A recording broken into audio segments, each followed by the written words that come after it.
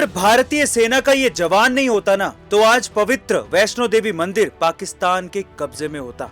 भारत को आजादी मिले मुश्किल से 2 महीने भी नहीं हुए थे कि अक्टूबर 1947 में पाकिस्तानी फौज और कबायली पठानों ने जम्मू कश्मीर पर हमला कर दिया। उनकी मंशा श्रीनगर से होते हुए जम्मू तक पहुंचने और माता वैष्णो देवी की गुफा पर कब्जा करने की थी, लेकिन भारतीय सेना का एक जवान उनके रास्ते में चट्टान की तरह खड़ा था और उस जवान का नाम था ब्रिगेडियर मोहम्मद उस्मान। कबालियों ने जम्मू के पास मौजूद नौशेरा पर 3 बार हमले किए थे, लेकिन हर बार उन्हें ब्रिगेडियर उस्मान की फौज से मुंह की खानी पड़ी।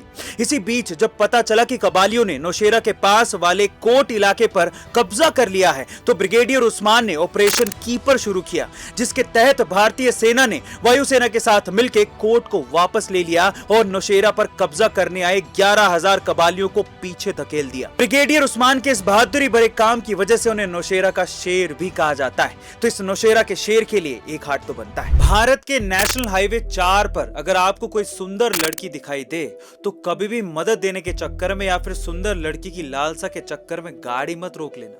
कोलार से बेलगांव जाने वाले इस लॉन्गेस्ट हाईवे पर दोनों तरफ हरे भरे जंगल हैं और कई टूरिस्ट यहां से आते जाते हैं। इस हाईवे पर हुबली के पास कई बार ट्रक और कार ड्राइवरों के अनुसार एक सुंदर लड़की मदद मांगती या फिर लिफ्ट मांगती दिखाई देती, और अगर आपने कार से उतर के उसके पास जाके मदद करने की कोशिश की, तो वो लड़की अचानक से गायब हो जाती है। और जब आप वापस गाड़ी में बैठ के निकल रहे होते हैं, तो वही लड़की गाड़ी के सामने आकर जोर जोर से हंसने लगती है और फिर से गायब हो जाती है। ऐसा कहा जाता है कि उस लड़की का ये भूत कोई नुकसान तो नहीं पहुंचाता, लेकिन इस लड़की को देखने के चक्कर में आप हादसों के शिकार जरूर हो सकते हैं। कई बार ट्रक ड्राइवरों ने भी इस लड़की को देखने का दावा किया है, इसलिए अगर आपको रात में इस हाईवे पर ऐसी कोई लड़की दिखाई दे, तो कभी भी रुकिएगा मत।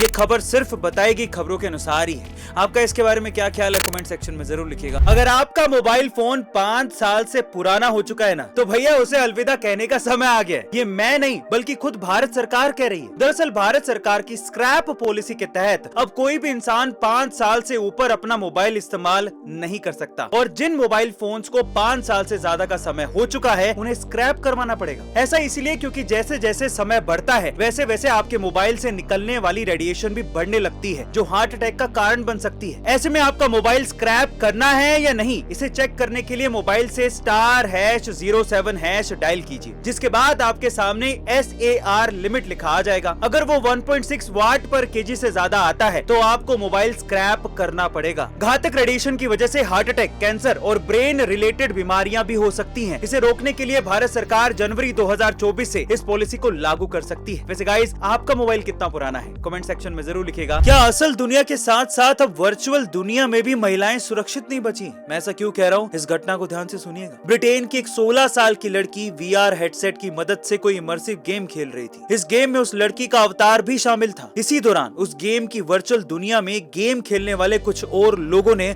उस लड़की के अवतार के साथ छेड़छाड़ करके जबरदस्ती की। इस वर्चुअल गैंग रेप की वजह से कोई फिजिकल नुकसान तो नहीं हुआ, लेकिन उस लड़की को मानसिक तनाव और ट्रोमा से गुजरना पड़ रहा है, जिसकी वजह से उसका इलाज भी चल रहा है। अब इसमें सोचने वाली बात यह है कि असली दुनिया में तो महिलाओं को अत्याचार के मामलों से जूझना पड़ता ही है, लेकिन अब आभासी दुनिया में भी महिलाएं सुरक्षित नहीं बची हैं। किसी ने ये सोचा भी नहीं होगा कि मल्टीवर्स की एडवांस टेक्नोलॉजी वाली आभासी दुनिया में कभी किसी महिला के साथ बलात्कार कर सकता है। अब आपको अपनी बच्चियों को असल जिंदगी के दरिंदों के अलावा वर्चुअल दुनिया की दरिंदगी के बारे में भी बताना पड़ेगा। सोचा नहीं था कि ऐसे दिन भी देखने पड़ेंगे। इसके अलावा अब क्या क्या देखना बाकी है, ये तो पर आपका इसके बारे में क्या ख्याल है, कमेंट सेक्शन में जरूर लिखिएगा।